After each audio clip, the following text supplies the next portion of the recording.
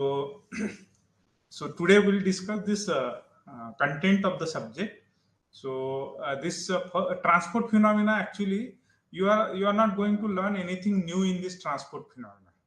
So this is the subject which is a continuation of heat transfer, mass transfer, and fluid mechanics. So already you have taken a fluid mechanics, one subject in fluid mechanics, and I think two subject in mass transfer and two subject in heat transfer. So, and this you can think of the continuation. So you can call that fluid mechanics as a TP1, then ST1 as a TP2, TP3, TP4, TP5. So five subject already you are studied in transport phenomena, and this you can call it as a TP6, transport phenomena 6. So what is the main aim of this including this subject in your syllabus is now we want to have relation between, we want to study the relation between these three areas. Already you have studied fluid mechanics, and already you have studied mass transfer, already you have studied heat transfer, but these three subjects are very closely related to each other. They are in fact all transport, all subjects are related to transport. So fluid mechanics is a transport of momentum, that is also called as a momentum transport. Okay, fluid mechanics. And mass transport, it is a mass transport of mass, and heat is a heat of transport of heat. So all are transport subject. Okay, hence all are transport phenomena subjects, and this subject you can consider as a in continuation with that subject. So all the information which you have studied in all these five subjects, fluid mechanics, ST1, SG2, MT1, MT2, that will now I will try to correlate.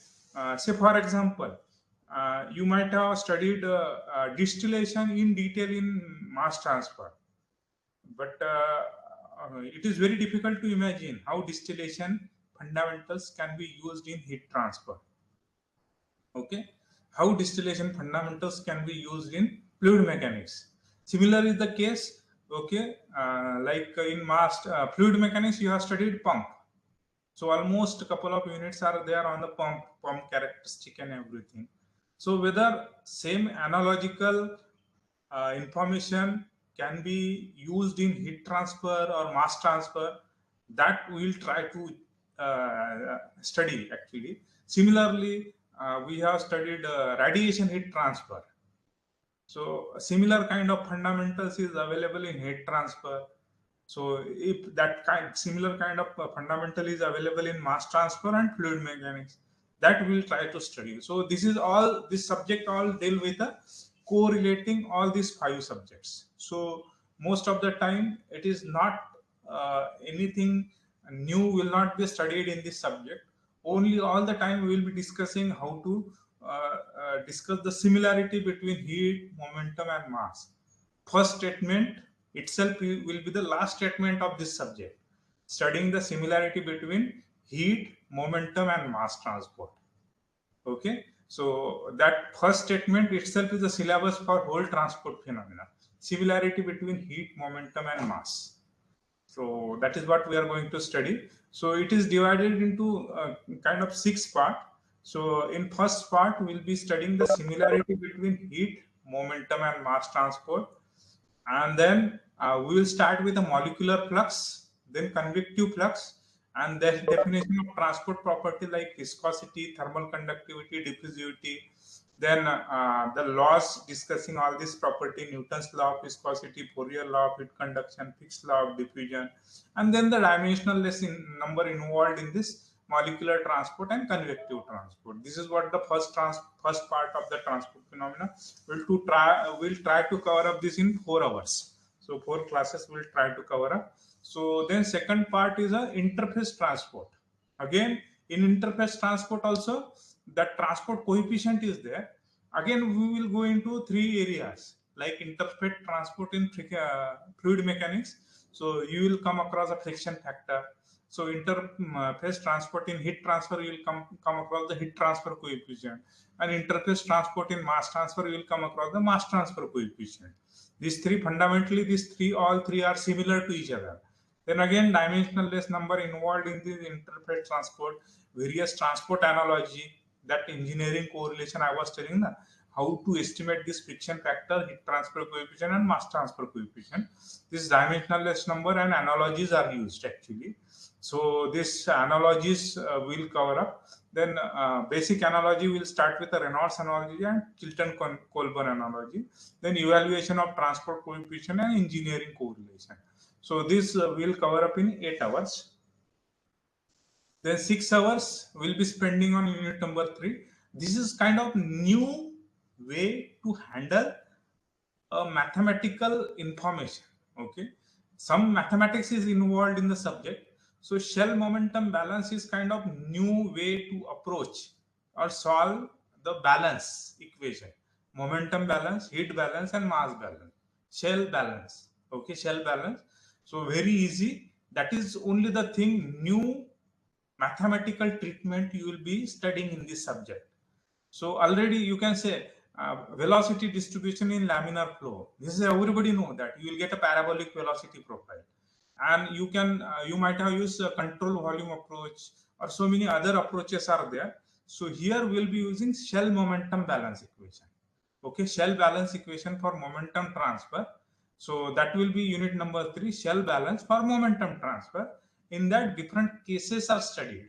Okay, first is the distribution, velocity distribution in laminar flow, and then boundary condition. What are the different boundary condition, different cases for discussing shell momentum balance equation, like flow of falling film, okay, flow through circular tube, and flow through annular tube, and then flow through to adjacent invisible clear. These are only 4 cases we are studying, but there are n number of cases available in transport phenomena where you can apply this shell momentum balance equation. These 4 cases are designed in such a that you will come across all the thing. Okay, all the thing, all types of boundary condition, all type of geometry, everything is there. So people are leaving the class or what? Yeah, many people are leaving the class. So that is not good. So this is what we will study, and for to add everything and make it simpler, so we'll study everything for steady state only. Okay, steady state and laminar flow. Okay, so this is kind of basic transport phenomena. If you go in higher study, go for a higher study, say MTech and PhDs and all, so that time sometime you will be needing more information in this transport phenomena. So you will come across the advanced transport phenomena where transient and turbulent flow is also considered. So here, because it is very easy to understand, have a physical interpretation of all the parameters in laminar flow and steady state.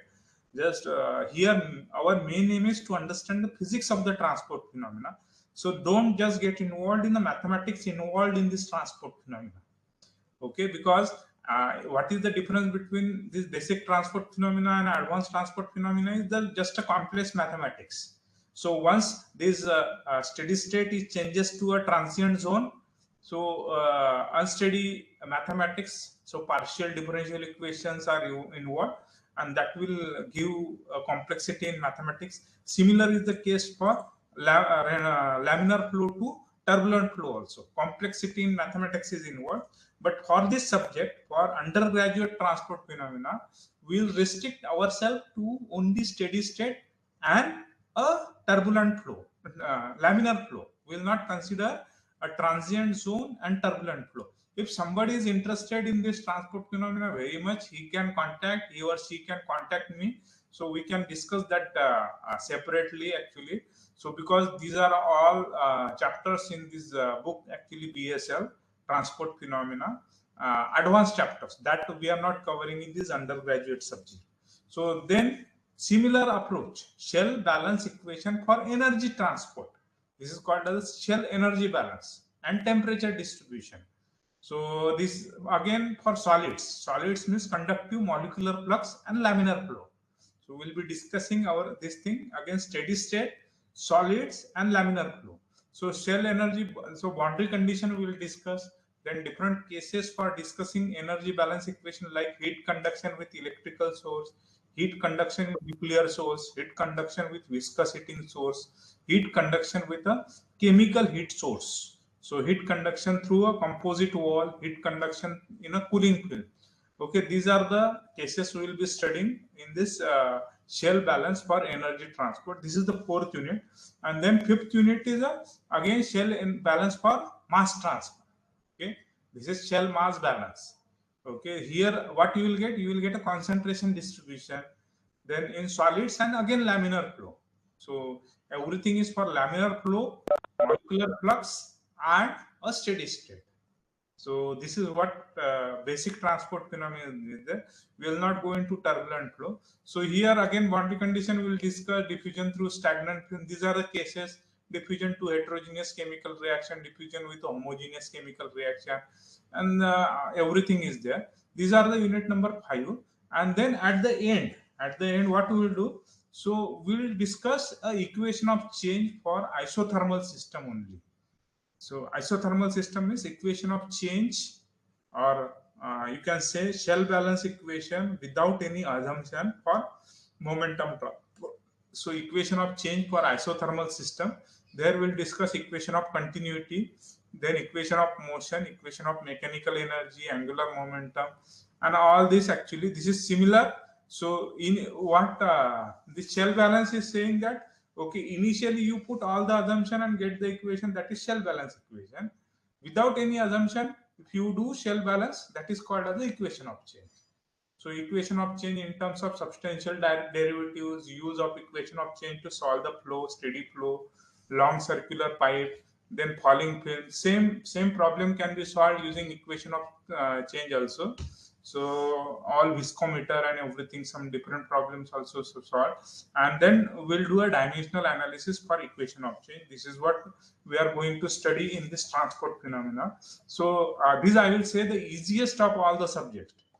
If you take it positively and if you put efforts in this subject will give you a huge information.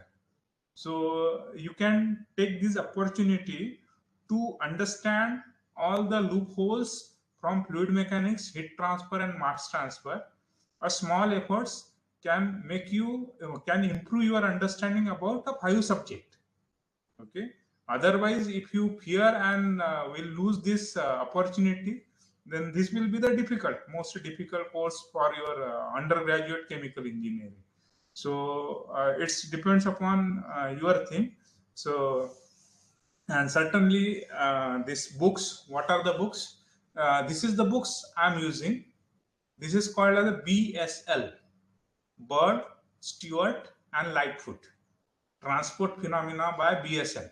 This is the short form of this book, and almost 90% of the syllabus I'll be taking from this book only, Transport Phenomena by BSL. So soft copy of this book is available online, so free of cost. So you can download.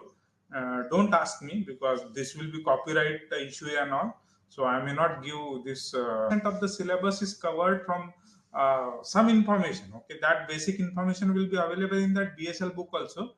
But some here and there, some equations, some way of teaching and everything. So that Bennett Mayer is there. And then Transport Phenomena by Robert Harry and Jean Capeles. So modeling in transport phenomena. So this modeling in transport phenomena by Ismail Tashan. It explains very excellently this molecular flux and interface flux. That part I will take from this book, Modeling in Transport Phenomena by Ismail Tashan. Then transport phenomena in liquid extraction, Ladda. Some part is covered from this. Then this Ancillon, Chawes, and Stewart, and then Introduction to Transport Phenomena by Thomas. Okay. So with this, we can start our subject.